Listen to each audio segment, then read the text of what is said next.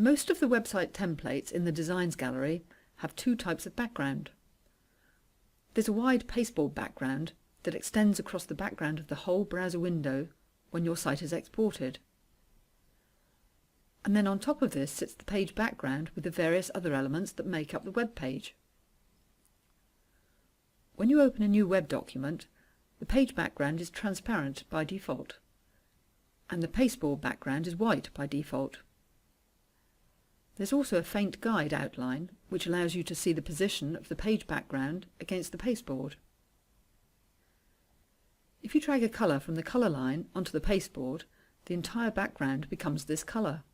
Drag another colour onto the page background and you'll see that the page background now has its own colour. You can use the colour editor to change these colours. Right-click on the pasteboard and select Pasteboard Background, and then Edit Pasteboard Colour. Or right-click on the page background and choose Edit Page Colour. There's also an option to reset both the backgrounds back to their default white colours. If you have a long web page that can be scrolled in the browser, then what normally happens is that the background scrolls with the page.